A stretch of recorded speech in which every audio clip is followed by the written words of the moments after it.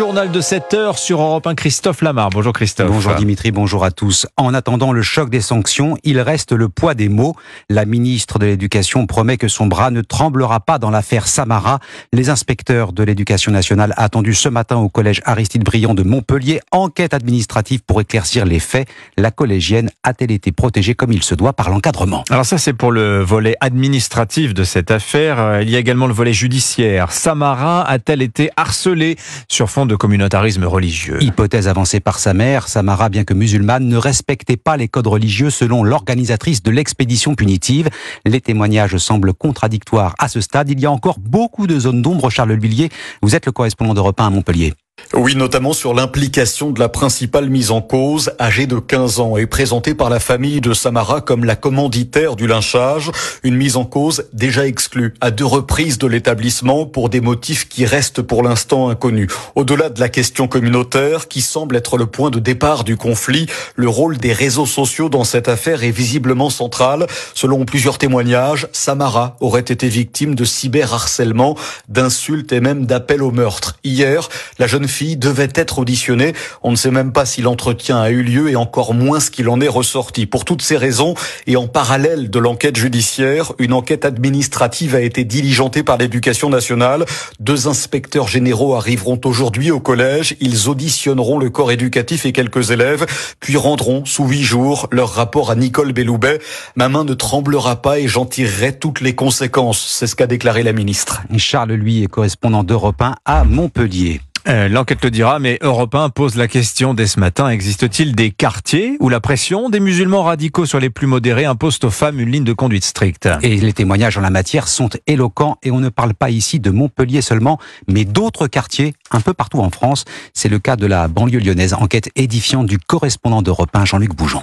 Sarah, 15 ans, est scolarisée au lycée Alfred de Musset de Vaux-en-Velin. Et pour y aller chaque jour, elle tient à se faire toute belle, jean serré, petit haut moulant, sans oublier le maquillage assez prononcé, fond de teint et mascara, ce qui ne plaît pas à certaines amies de son âge. Quand par exemple ils vont voir une fille beaucoup maquillée, s'habiller comme, je sais pas, mais des trucs courts ou quoi, bah ils vont dire genre si t'es musulmane, bah t'as pas le droit de faire ça, t'as pas le droit de t'habiller comme ça, t'as pas le droit de te maquiller comme ça, tu dois être discrète et tout. La religion ne tolère pas ça, c'est aussi l'argument utilisé pour reprocher à Jana, étudiante de 20 ans, sa tenue, leggings, veste et ongles peints. Il y a beaucoup de jeunes filles du même âge qui vont avoir tendance à, pour nous remettre dans le droit chemin, à nous dire vaut mieux que tu t'habilles comme ça ou comme ça, peut-être moins me maquiller, pas m'épiler les sourcils. Et c'est vrai que les leggings, ça pouvait potentiellement déplaire. C'est moulant et on voit les formes des femmes. Des jeunes filles qui ont choisi de ne pas céder à cette pression qui s'exerce parfois jusque dans la famille, mais aussi sur les réseaux sociaux où une conception très rigoriste de l'islam tente à se développer. Vaux-en-Velin, Jean-Luc Boujon, Europe 1. Et on retrouvera Jean-Luc Boujon tout à l'heure en direct à 7h40 pour l'enquête de la rédaction du vendredi sur Europe 1. 48 heures après l'agression de Samara à Montpellier, on apprend qu'une autre agression similaire a eu lieu hier devant un collège de l'Essonne. Un adolescent de 15 ans est entre la vie et la mort ce matin. Ce collégien de Viry-Châtillon a été agressé par plusieurs personnes à la sortie des cours. Le maire de la commune dénonce un déchaînement de violence. Enquête en cours, pas d'interpellation pour l'instant. Vous écoutez Europe 1 matin, il est 7h05. Emmanuel Macron le confirme, il y a bien un plan B pour la cérémonie d'ouverture des Jeux Olympiques. Et confirmation d'une information qu'Europe 1 vous révélait la semaine dernière. Les services de renseignement conseillent fortement de réfléchir à une autre option que la scène pour le défilé des athlètes. Hier, le chef de l'État a mis le temps, mais il a évoqué l'hypothèse à l'occasion de l'inauguration du centre aquatique des Jeux à Saint-Denis. Jacques Serret. Malgré la menace terroriste islamiste, Emmanuel Macron ne veut à ce stade pas changer de plan. Oui, il faut assumer cette cérémonie d'ouverture, il faut la préparer avec beaucoup de force. Et la France est un pays qui est, depuis malheureusement plusieurs années, sous la menace terroriste. Nous le savons, elle est parfois exogène, elle est parfois endogène, comme on dit. Et c'est malheureusement ce que nous avons eu à vivre dans beaucoup d'attentats ces derniers temps. Nous avons d'ailleurs rehaussé la vigilance et la posture Vigipirate suite aux attentats de Moscou. Et donc nous serons prêts. Prêt, mais il y a un mais. Le chef de l'État cultive là aussi l'esprit du en même temps et se laisse à un peu plus de 3 mois de l'événement des portes de sortie au cas où.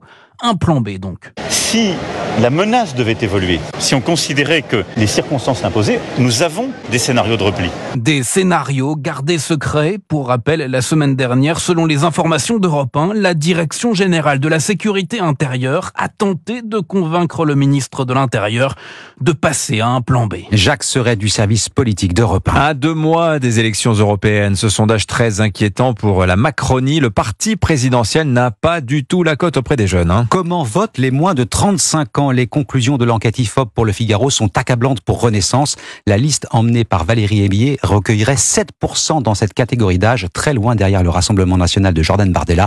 30% des moins de 35 ans se disent prêts à voter pour lui. L'immigration, d'ailleurs, sera l'un des thèmes de ces élections européennes. Les derniers chiffres de l'INSEE en ce qui concerne la France sont éloquents. Et forte hausse du nombre d'entrées sur le territoire l'an dernier, plus 35%, Arthur Delaborde. Le chiffre est au plus haut depuis le début de la mesure de l'INSEE il y a 18 ans. 331 000 immigrés sont entrés en France en 2022, soit une augmentation de 35% par rapport à 2021 et de 21% par rapport aux 2 points hauts enregistrés avant la crise sanitaire en 2018 et 2019. Cette forte hausse s'explique notamment par le contexte de guerre en Ukraine. Ainsi, entre 2021 et 2022, le nombre d'entrées d'Ukrainiens en France a été multiplié par près de 30. Des ressortissants ukrainiens qui pour les 2 tiers sont des femmes. Toujours selon l'INSEE, en 2022, 7 millions d'immigrés vivaient en France, soit 10,3% de la population totale. À titre de comparaison, la population immigrée représentait 7,4% de la population vivant en France en 1975 et 5% en 1946. Arthur Delaborde du service politique d'Europe 1. La maison en bord de mer, c'est l'autre image de carte postale. Elle appartiendra peut-être au passé d'ici 2100. 500 communes sont menacées directement par l'érosion des côtes, selon le ministre de la Transition écologique. L'État qui présentera ce matin les nouvelles cartes de l'érosion du littoral. 900 km de côtes sont concernés par ce grignotage naturel. Et puis ces images impressionnantes en cyclisme, on parle de cette chute collective hier au Tour du Pays Basque. Plusieurs favoris ont dû abandonner. Primož Roglič, Remco Evenepoel et surtout le double vainqueur du Tour de France, Jonas Vingegaard. 3 coureurs de premier plan contraints à l'abandon, Martin Lange. 30 km de l'arrivée, le peloton roule à très vive allure dans la descente du col d'Olaeta quand soudain, dans un virage, Remco Evenepoel dérape. Le Belge sort de l'asphalte, chute et glisse sur plusieurs mètres. Derrière, ils sont une douzaine à finir dans le fossé. Tous les favoris ou presque du prochain Tour de France, notamment Jonas Vingegaard, le double tenant du titre, reste de longues minutes à terre. Placé sur une civière, il est évacué par les secours sous assistance respiratoire et avec une minerve.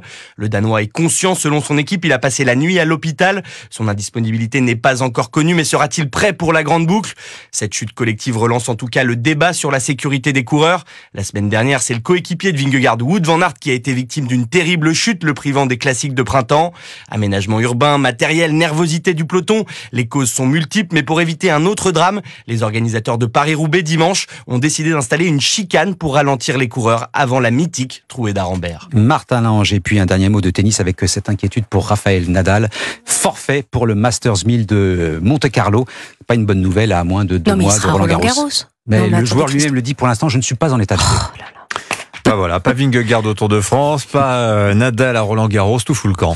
Merci beaucoup de nous avoir remonté le moral, Christophe Lamar. Ce fut un plaisir. À tout à l'heure.